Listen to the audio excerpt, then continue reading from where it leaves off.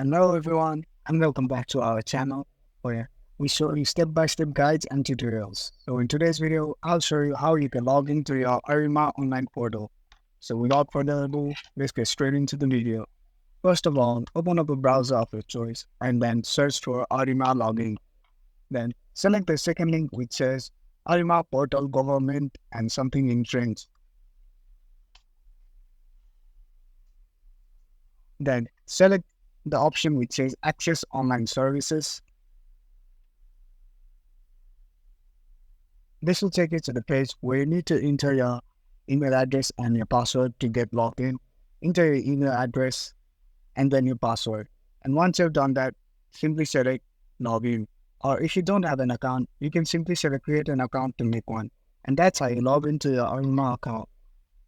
And that's all for today, guys. Give us a thumbs up if this video was helpful for you. Consider subscribing to our channel for more videos like this, and please feel free to comment to let us know if you have any doubts.